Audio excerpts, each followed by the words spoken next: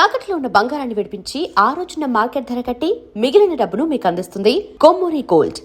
But ఇక్కడ sets విషయానికొస్తే మీరే చెప్పేసారు 20కి పైగా సెట్స్ చేసామని చెప్పేసి. అయితే నా చిన్న డౌట్ ఏందంటే విజయనగరం బ్యాక్‌డ్రాప్ గాని అంటే నేను నేల గురించి మాట్లాడుతున్నా. హ్మ్. సో, అది డెక్కన్. మనకి హ్మ్. హైదరాబాద్ డెక్కన్. హ్మ్. ఎర్ర నేల. మనకి ఎర్ర నేల. హ్మ్. సో, ఇక్కడ సెట్ చేసుకోవడానికి విజయనగరం బ్యాక్‌గ్రౌండ్ సినిమా ఉండడం, ఇక్కడ సెట్ చేసుకోవడం మీకెంత ఫీజిబిలిటీ దొరికింది? ఫీజిబిలిటీ వైస్ అంటే అండి, ఈ సినిమాకి ఫస్ట్ నుంచి అనుకుందేందంటే, అసలు మనం రెగ్యులర్ సినిమాలాగా ఫ్లోర్‌లో హ్మ్. వేయగూడదని. నేనేం మూవీ రెఫరెన్స్ తీయట్లేదు. హ్మ్. రీసెంట్‌గా వచ్చిన సినిమాలు మీకు చాలా సినిమాల్లో ఇది ఆర్టిఫిషియాలిటీ ఫీలింగ్ ఉంది. అవును. ఎక్కడో నేచురల్‌గా లేదు అనేటటువంటి ఒక ఫ్యాక్టర్స్ బయటపడ్డాయి. హ్మ్. అది వాంటెడ్‌లీ చేసిందేం గాదు. బట్ ఆ సెట్‌ని అలా డీల్ చేయడం వల్ల కనిపించింది. సో, అట్లాంటి ఆ మినిమమ్ ఫ్యాక్టర్‌లో గూడా మనం దొరికిపోకూడదు అనే దాంట్లో ప్రతి సెట్ లైవ్ లొకేషన్‌లో ఏసాం. హ్మ్. ఏ సెట్ గూడా మామూలు స్టూడియో ఫ్లోర్‌లో ఏసి షూట్ చేసింది లేదు. Other than special song. So మిగతావన్నీ మనం లైవ్ లొకేషన్స్‌లోనే సెట్‌లేసుకున్నాం. ఓకే. ఎందుకేసుకున్నాము అంటే, మనకెక్కడో దగ్గర ఆ ఫ్యాక్టర్ వర్కౌట్ అవ్వాలి. హ్మ్. ఆ రియలిస్టిక్ ఫీల్ మిస్ అవ్వకూడదు అనేది. అండ్ ఓవరాల్ కథ వైస్ మనకి 70స్, 80స్ టైమ్‌లైన్ ఉంది. విజయనగరం టైమ్‌లైన్ ఉంది కాబట్టి. సో, ఎతుక్కోవటమే మేము ఏ ప్లేస్‌లో అయితే సెటిలేసామో అంటే అక్కడ ఆల్రెడీ చెట్లు ఇవన్నీ నేచురల్‌గా ఉన్న లొకేషన్ తీసుకొని, ఆ ఉన్న చెట్లని యూజ్ చేసుకుంటూ మనం స్ట్రీట్స్ అవన్నీ ఎలా యేసుకుంటాం, అక్కడ చెట్లు ఎలా ఇన్కార్పొరేట్ చేయగలుగుతాం అనే ఫ్యాక్టర్‌లో వర్క్ చేసాం. So so, it's a visual experience. Correct. ఇప్పుడు అని అని మనకి ఆ చుట్టుపక్కల అరకు ఇవి వెళ్ళి దారులుంటాయి. ఇయన్నీ టెర్రైన్‌లుంటాయి. సో, అలాంటి ఏరియా ఎట్లా ఉండొచ్చు అనే దాని మీద ఒక చుట్టూ షుగర్ కేన్ ఫీల్డ్స్ ఉంటే ఆ ఏరియా ఎలా ఉంటది? మీకు ఆ షుగర్ కేన్ ఫీల్డ్స్ అన్ని క్రికెట్ స్టేడియం షాట్‌లో చూసినప్పుడు మీకు కనిపిస్తాయి. అవును. సో, ఈ మిగతా విజయనగరం అనేది ఇది ఒక స్ట్రీట్ టౌన్ లాగా ఉంటది సో సెంటర్‌లో. సో, అక్కడ పొలాల మధ్యలో ఉండదు గానీ చెట్ల మధ్యలో ఉంటది. సో సో, అలా నేచురాలిటీ మిస్ అవ్వకుండానే డిజైన్ చేసామండి సెట్స్. అండ్ మీ డిపార్ట్మెంట్‌కి సంబంధించిన ఒక టెక్నికల్ క్వెషన్ సార్. మీరన్నట్టు సినిమా అనేది ఒక విజువల్ మీడియా. ఎంత లేదనుకున్నా గానీ, సో, విజువల్‌గానే చెప్పాలి. అవును. అయితే ఒక ఆర్ట్ వర్క్ అనేది ఆడియన్స్ చూస్తున్నప్పుడు అతనికి నోటీస్ అవితే గుడ్ వర్కా? అసల ఆర్ట్ వర్క్ లేకుండా ఉన్నట్టుందని నోటీస్ అవ్వకపోతే అది గుడ్ వర్కా? ఆర్ట్ వర్క్ ఆడియన్స్‌కి ఎలా రిజిస్టర్ అయితే గుడ్ వర్క్? సీ సినిమాని బట్టి ఉంటదండి. హ్మ్. But coming to this Peddi film జనరల్‌గా జనరిక్ ఫ్యాక్టర్ ఏంటంటే, మనము దొరకనప్పుడే ఒక ప్రొడక్షన్ డిజైనర్ సక్సెస్. ఓకే. ఇది సెట్టు అని దొరకనప్పుడే మనం చేసిన డిజైన్ సక్సెస్. హ్మ్. అది ఫిక్స్. దాంట్లో ఏం మార్పుండదు. కానీ జనాలకి అది సెట్ అని కొన్నిసార్లు తెలుస్తది. ఫర్ ఎగ్జాంపుల్ మీరు 'కేజీఎఫ్' లాంటి సినిమాలు చూసారు. హ్మ్. ఇప్పుడు 'పారడైజ్' కూడా చూసారు.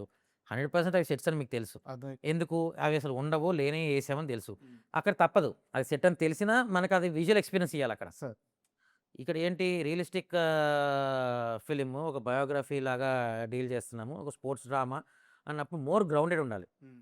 సో, రియలిస్టిక్‌గా ఆ జనాలకి ఎక్కడో దగ్గర మనం చూసిన ఫీలే ఉండాలి. లేతే తెలిసిన ఫీలే రావాలి. సో, ఆ బేస్డ్ మీద ఆ డిఫరెన్స్ ఉంటది. సో, ఖచ్చితంగా రియలిస్టిక్‌గా దొరకకపోతేనే సూపరండి. హ్మ్. కానీ దొరకకపోతే ఏంటంటే అది మన వర్క్ అని తెలీదు.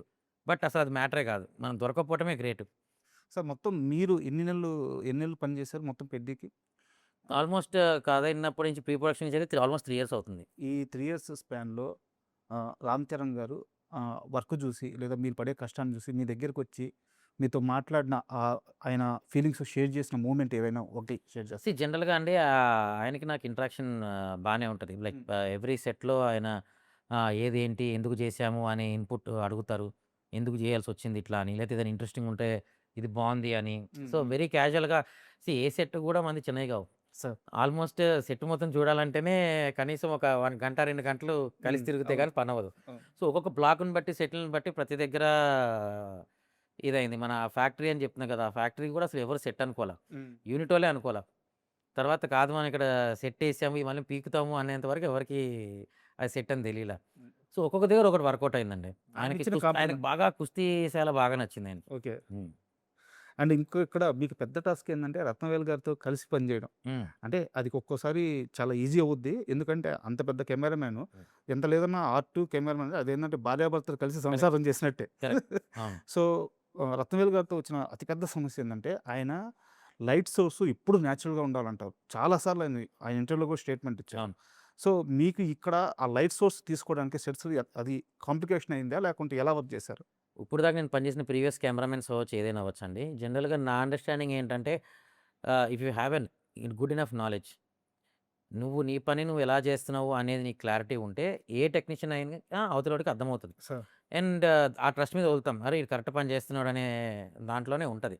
సో, ఇప్పుడు దాకా మనం పని చేసిన ప్రతి డీఓపీతో ఏ రోజు నాకు ఏ క్లాష్ లేదు. సార్. మేబీ సమ్‌వేర్ నేను సినిమాకి కావాల్సింది కరెక్ట్‌గా చేస్తున్నానో, లేకపోతే నేను చెప్పేది వాళ్ళకి కావాల్సిన డౌట్‌లవన్నీ క్లారిఫై అవుతున్నాయో, లేతే వాళ్ళేదైనా చెప్పింది నాకు ఈజీగా అర్థమవుతుండవచ్చు. బెటర్ అండర్‌స్టాండింగ్ అవ్వచ్చు. ఏదైనా అవ్వచ్చు. ఓకే. సో, 'ర్యాండీ' గారితో కూడా మనకి ఈ సినిమాకి అసలు ఫుల్ సపోర్ట్ అండి. ఇప్పుడు నాకేదైనా క్రిటికల్ సిట్యుయేషన్ వచ్చి టైమ్ లైన్ తక్కువుండి ఏదో చేస్తున్నాను. సో, డైరెక్ట్‌గా ఆయనతో షేర్ చేసుకొని ఇది సిట్యుయేషను నేను ఒక 2 బ్లాక్స్ ఇస్తున్నాను. దాన్ని మీరు కన్సిడర్ చేసుకుంటే బెటర్. దాంట్లో మనకేమైనా అదర్ ఫ్యాక్టర్స్ కావాలా? ఆల్రెడీ రైట్ సోర్స్ ఇది ఇస్తున్నాము. అట్లా ఓపెన్‌గానే డిస్కస్ చేసుకునేవాళ్ళం. సో, టెక్నికల్ అసల ఆయనకి నాకు ఏ రోజు క్లాష్ లేదండి. నంబర్ ఆఫ్ బ్లాక్స్ ఆయన వాడిన విధానం పట్ల మీరు సాటిస్ఫైడ్‌గా ఉన్నారా? ఎందుకంటే ప్రతిసారి ఆర్ట్ డైరెక్టర్, కెమెరామెన్‌కి వచ్చిన గొడవ చాలా సార్లు ఇదే ఉంది. గొడవని అని కాదు. ఒక చిన్న ఇద్దరి మధ్య మాటలేందంటే రిఫ్ట్ ఎక్కువ బ్లాక్స్ వాడలేదని యాహ్! చాలా కంప్లెయింట్స్ ఉంటాయన్నమాట. యాహ్! సో, ఈ విషయంలో సాటిస్ఫాక్షన్‌గా ఉన్నారా? ఎందుకంటే అన్ని సెట్‌లేసారు. యాహ్! 100% అండి. ఆ! బికాజ్ ఏ సెట్ అయినా పూర్తిగా మనం ఏసింది కనిపిస్తే ఎవరికైనా సాటిస్ఫాక్షన్. Like correct. పైసా వసూల్. ప్రొడ్యూసర్‌కైనా సాటిస్ఫాక్షన్. ఇంత ఖర్చు పెట్టానది నాకు కనపడిందని. ఒక షాట్‌లో కనపడినా okay. Hmm. So, if you see మన ఓల్డ్ ఫార్మాట్ కెమెరామెన్స్ ఒక మాస్టర్ షాట్ పెట్టేస్తారు. అవును. ఓల్డ్ రీల్స్‌తో షూట్ చేసేవాళ్ళు ఏదైనా గానీ ఫస్ట్ ఓపెన్ చేయంగానే ఒక పెద్ద వైడ్ షాట్. ఇక్కడ ఫ్యాక్టరీ, ఇది ఇల్లు, ఇది లేకు అని ఒక ఎస్టాబ్లిష్‌మెంట్ ఉంటదిలాగా. రాను రాను వచ్చే డేస్‌లో ఏమైపోతుందంటే వైడ్ ఎస్టాబ్లిష్‌మెంట్ షాట్స్ అనేది నెగ్లిజిబుల్ అయిపోతున్నాయి. హ్మ్. అది మేకింగ్ ఫార్మాట్ చేంజ్ అవ్వడం వల్ల అవ్వచ్చు. లేపోతే అంతా లైటింగ్ జేసి ఒక షాట్ కోసం చేయడం అవ్వచ్చు. ఏదో I don't know different factors effect అయినాయి. బట్ 'ర్యాండీ' గారిది ఏంటంటే మనం అడక్కముందే ఆయనే ఈ సెట్ ఈ ప్లేస్ బావుంది కదా! నెక్స్ట్ షాట్‌కి ఇది మొత్తం పెడతాను ఆయనే చెప్తాడు. ఇంకా అలాంటప్పుడు మనకి ఇంకేముంది? అండ్ 3 ఏళ్ల నుంచి మీరు 'రామ్ చరణ్' గారిని దగ్గర నుంచి చూస్తున్నారు. ఆయన ఈ సినిమా కోసం ఎంత కష్టపడుతున్నారు, ఎంతగా మారారో ఆ విజువల్‌గా మాకు కనిపిస్తుంది. సో, మీరు దగ్గర నుంచి చూసిన 'రామ్ చరణ్' కష్టాన్ని ఒకసారి ఆడియన్స్‌కి చెప్పండి. ఏవండీ ఆయన కష్టాన్ని మాట్లాడే అంత కెపాసిటీ నాకుందో లేదో తెలీదు గానీ, బట్ అది మనం మాట్లాడుకునేది కాదండి. అసలది చూస్తే 3 వీక్స్‌కి, 4 వీక్స్‌కి ట్రాన్స్‌ఫర్మేషన్స్ అనేది మనం ఒక 2 కేజీలు తగ్గాలంటేనే కింద మీద అవుతది. అవును. అట్లాంటిది నువ్వు బాడీ టోన్ చేసుకొని, ఆ ఫిట్‌నెస్ తీసుకొచ్చి ఆల్మోస్ట్ 4 లుక్స్ కనిపిస్తాయి ట్రాన్స్‌ఫర్మేషన్స్‌లో చరణ్ గారిది through out the journey of the film. హ్మ్. దాన్ని మెయింటైన్ చేస్తూ అట్ ద సేమ్ టైమ్ కుస్తీ ప్రాక్టీస్ చేసుకుంటూ, ఇవన్నీ చేయాలంటే మల్టీ టాస్కింగ్ చేసుకుంటూ హ్మ్. 24/7 డెడికేషన్ ఇచ్చినట్టే అవును. ఆయన ఈ సినిమాకి. అసలు దానికి మనం మాట్లాడేంత ఇది కూడా కాదండి. అసలు పేరు పెట్టలేనంత ఎఫర్ట్. అసలు మాడుకోలేనంత effort. Every second, every time అసలు మార్నింగ్ రాంగానే ప్రాక్టీసు, గ్యాప్‌లో ప్రాక్టీసు. హ్మ్. ఆ 'విక్కీ కౌశల్' వాళ్ళ ఫాదరు మొత్తం మన ఇవి డిజైన్ చేశారు కుస్తీ అంతా. సార్. సో, ఆ ప్రాక్టీస్ అవ్వచ్చు, ఆ షాట్ మేకింగ్ అవ్వచ్చు, ప్రతిదీ.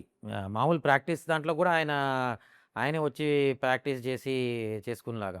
సార్. అసలు డూప్స్, గీప్స్ ఏవి లేవు ఈ సినిమాలో. డూప్స్ వాడలేదా? అస్సలు జీరో డూప్స్. హ్మ్. యాక్చువల్‌గా ఒక చీఫ్ టెక్నీషియన్ అన్న తర్వాత రీసెర్చ్ అనేది చాలా ఇంపార్టెంట్. అవును. ఉదాహరణకి 'కోటి రామ్మూర్తి' గారికి సంబంధించిన రెఫరెన్స్ ఉంది. ఆయన బ్యాక్‌గ్రౌండ్ ఉంది. సో, మీరు ఎలాంటి రెఫరెన్స్ తీసుకున్నారు? ఎలాంటి రీసెర్చ్ చేశారు?